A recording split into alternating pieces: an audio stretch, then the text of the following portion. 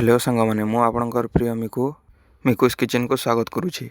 मु आपणक नहीं आसी आउ गोटे नुआ वीडियो चना मसला। आपण मैंने तो ढाबा किंबा होटेल रे बहुत थर खाइथिबे किंतु इस स्टाइल थर बनै कि देखिबे निश्चय भल लागिवो। आपण मैंने जेबे भी चना किंबा बुट खाइबा को चाहेबे देखिबे प्राय टाइम रे धड़ा चना किंबा कला चना मिले। मु एठी नैछि पाखापाखि 500 ग्राम चना। मु चना को आगरु 10 रु 12 घंटा भिजै कि रखिथिली। आपण मैंने देखि पारथिबे देखंतु चनार ठीक चोपा भी छाड़ी जाउछि। आपण घर को चना आसले आपण कोन बनती कमेंट रे निश्चय कहिबे। चना को भिजेवा समय रे टिके लूण देथिबे, लूण देबा द्वारा टिके चोपा भी छाड़ी जाए। एबे आमे चना को भलो भाबे रे धोई नबा। आपण मानकर चना मसला पसंद ना चना फ्राई पसंद। चना सहित सिजेबा भाई मु ठीक गोटे प्याज को बड़ करी काटि नैछि। 5 रु 7 कळ रसुण और किछि अदा को नैछि। एबे प्रेशर कुकर गरम करी सेथरे आगरु भिजाई कि रखिथिबा चना को देबा। मन रखिबे चना जेमती भलो भाबे रे भिजी थिबो सेथिरु चोपा मध्ये छाडुथबो। एबे आमे प्रेशर कुकर रे चना को दे देबा। चना रे भल टेस्ट आसबा पई चना को भिजेबा समय रे आपण लूण टिके यूज करिवे। चना दे सरबा परे मु एठी यूज करिछि 2टी गोलमरिच, 2टी लवंग, खंडे अलैच, खंडे गुजराती। आपणक पाखरे अलगा कोन गरम मसला थिले मध्ये दे परिबे। तापरे मु एठी ऐड करिछि आगरु छळे रखिथिबा रसुण। गोटे मीडियम साइज रो प्याज को बड़ स्लाइस रे काटि नैछि। तापरे मु एठी ऐड करिछि खंडे अदा। आपण खंडे अदा यूज कर परबे। मु एठी 3-4 खंडे अदा यूज करिछि। तापरे मु एठी ऐड करिछि टेस्ट हिसाब रे लूण। आपण निज हिसाब रे लूण ऐड करिवे। तापरे एठी गोटे चमच हल्दी यूज करिछि। तापरे शेषरे ऐड करिछि 2टी तेजपत्र। तेजपत्र रो सेंट टिके भल आसिथाय। मु एठी गोटे कप चना रे 2 कप पानी यूज करिछि। आपण जदि चना झोल करबा चाहतबे तेणु अधिक पानी यूज करि परबे किंतु मते चना फ्राई करिवार अछि तेणु मु 2 चमच पानी यूज करिछि। तापरे सिटी समय रे बाहर को न आसीबा पय मु एठी ऐड करिछि 2 चमच तेल। देसी घियो किंबा बटर देले तार स्वाद मध्ये भल आस्थे। आपणक किचन आपणक इच्छा आपण जहा यूज करि परिबे। मु आगरु चना को भिजै कि रखिथिले तेणु एठी 3 रु 4टा सिटी देछि। आपण मते जदि चना को भिजै न रखिथिबे 7 रु 8 सिटी देबे। देखि पारथबे हम चना मध्ये भल से सिजी जाइछि। गरम मसला मध्ये ठीक से सिजी जाइछि। आपण माने देखि पारथबे चना परफेक्ट सिजिछि। तापरे मु मसला बनेबा पई एठी 3टी मीडियम साइज रो प्याज ऐड करिछि। प्याज को एमती छोटो स्लाइस भाबरे काटि नैछि। मु एठी प्याज को चुन चुन कर नैछि। आपण चाहिले स्लाइस मध्ये करि परिबे। देखंतो ठीक एई परि भाबरे अधिक प्याज ऐड करिवे नाही। मु एठी ग्राइंडिंग करबा पई 7 रु 8 कळ रसुण नैछि।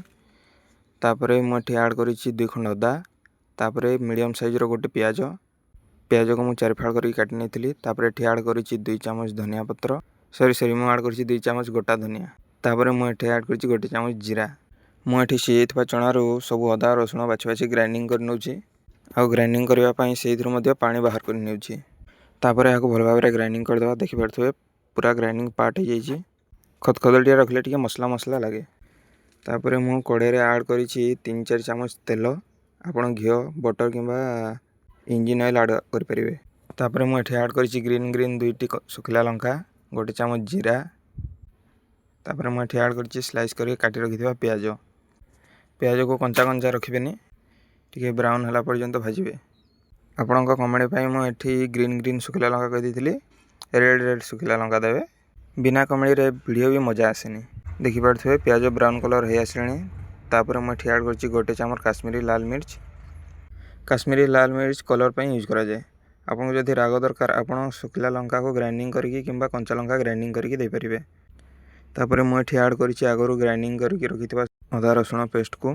तापरे हाकु प्याज सहित भलो भाबरे मिक्स करनवा कोन कहबा कथा डायरेक्ट कसी नवा। मु हाको भलो भाबरे कसी नउछि। तापरे मु एठी ऐड करिछि आधा चमच हल्दी कारण मु चना सिजेबा समय हल्दी यूज करथिली।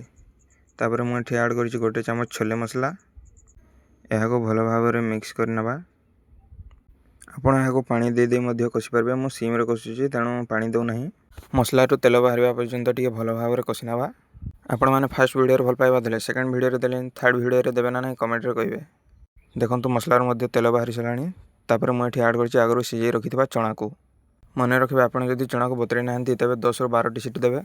यदि चना भलो भाबरे बतरे की रखिछन्ती ताहेले 5 रु 6 टी सिटी देले भलो भाबरे सिजिबो। सिटी मारिथिबा समय जो पानी थिला ताको फिकिबे नाही। ताको मु एठी मसला रे ही यूज करि नैछि। याको भलो भाबरे एबे सुखिला पर्यंत भाजी नबा। तापरे मु एठी गोटे बड़ टमाटो को स्लाइस करी काटि नै ऐड करिछि। ଆପଣ ଏହାକୁ ମସଲା ସହିତ ବି ଗ୍ରାଇଣ୍ଡିଙ୍ଗ କରିଦେବେ। ମୁଁ ଭୁଲି ଯାଇଥିଲି ସେଥିପାଇଁ ପଛେ ଆଡ଼୍ କରିଲି।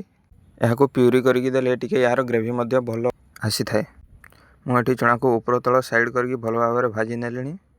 ଦେଖିପାରୁଥିବେ ଚଣାରୁ ତେଲ ମଧ୍ୟ ବାହାରିବା ଆରମ୍ଭ କଲାଣି। ତାପରେ ମୁଁ ଏଠି ଆଡ଼୍ କରିଛି 1 ଚାମଚ ଘରୋଇ ଗରମ ମସଲା, ଯେଉଁଥିରେ କି ଡାଲଚିନି, ଅଳେଇଚ, ଗୁଜୁରାତି, ତେଜପତ୍ର ସବୁ ଗ୍ରାଇଣ୍ଡିଙ୍ଗ କରିକି ରଖିଥିଲି।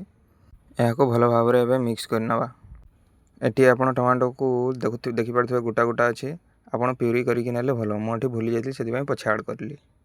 ଆପଣମାନେ ଦେଖନ୍ତୁ ଚଣାରୁ ପାଣି ମଧ୍ୟ ଶୁଖି ଶୁଖି ଆସିଲାଣି। ଆପଣ ଯେତିକି ଗ୍ରେଭି କରିବା ପାଇଁ ଚାହୁଁଥିବେ ସେତିକିରେ ବନ୍ଦ କରିପାରିବେ। ମୁଁ ଏଠି ଚଣାକୁ ପୁରା ଡ୍ରାଏ କରି ନେଇଛି, ତେଣୁ ମୁଁ ଡ୍ରାଏ ହେବା ପର୍ଯ୍ୟନ୍ତ ଭାଜିଛି। ଏହା ତ ସରିଗଲା। ତାପରେ ଆମେ ଛୁଙ୍କ ଦେବା ପାଇଁ ଆଡ଼୍ କରିଛି 2-3 ଚାମଚ ତେଲ। ତାପରେ ଏଠି ଆଡ଼୍ କରିଛି ଅଧା ଚାମଚ ଜିରା ଭଲ ଭାବରେ ଫୁଟି ସାରିଲା ପରେ ଏଠି ଆଡ଼୍ କରିଛି ଆଗ କାଟିକି ରଖିଥିବା 2ଟି କଞ୍ଚା ଲଙ୍କା। ତାପରେ ଆଡ଼୍ କରିଛି ସ୍ଲାଇସ୍ କରିକି କାଟିଥିବା ଅଦା। ତାପରେ ଆଡ଼୍ କରିଛି କାଟିକି ରଖିଥିବା ସ୍ଲାଇସ୍ ରସୁଣ। ସିମ୍ରେ ଏହାକୁ ଭଲ ଭାବରେ ଟିକେ ଭାଜି ନେବା। ତାପରେ ମୁଁ ଏଠି ଆଡ଼୍ କରିଛି 1 ଚାମଚ କାଶ୍ମୀରୀ ଲାଲ ମିର୍ଚ୍ଚ ପାଉଡ଼ର। ତାପରେ ଏହାକୁ ତେଲରେ ଭଲ ଭାବରେ ମିକ୍ସ କରିନେବା। ତାପରେ ଏହାକୁ ଆଡ଼୍ କରିବା ଚଣା ମସଲା ଉପରେ। ଛୁଙ୍କଟା ଦେଲେ ଚଣା ମସଲାର ସେଣ୍ଟ ଟିକେ ଅଲଗା ଆସିଥାଏ, ଅଲଗା ପ୍ରକାର ଟେଷ୍ଟ ମଧ୍ୟ ଆସିଥାଏ। ଭିଡ଼ିଓ ମଝିରେ ଯଦି କମେଡ଼ି କରିଦେଇଥାଏ ତାହେଲେ ମୋତେ ଟିକେ କ୍ଷମା କରିଦେବେ। ଛୁଙ୍କ ଦେଇ ସାରିଲା ପରେ ଏହାକୁ ଏବେ ଭଲ ଭାବରେ ମିକ୍ସ କରିନେବା। ଗ୍ୟାସର ଫ୍ଲେମ୍କୁ ସବୁବେଳେ ସିମ୍ରେ ରଖିଥିବେ। ଦେଖନ୍ତୁ ପ୍ରସ୍ତୁତ ହୋଇଗଲା ଆମର ଚଣା ମସଲା। ଆପଣମାନଙ୍କୁ ଚଣା ମସଲା ଭଲ ଲାଗେ ନା ଚଣା ଫ୍ରାଏ ଭଲ ଲାଗେ, ଆପଣମାନେ କମେଣ୍ଟରେ ନିଶ୍ଚୟ କହିବେ। ଏହି ଟ୍ରିକ୍ରେ ଆପଣମାନେ ବି ଥରେ ଚଣା ମସଲା ବନେଇ ଦେଖିବେ ନିଶ୍ଚୟ ଭଲ ଲାଗିବ।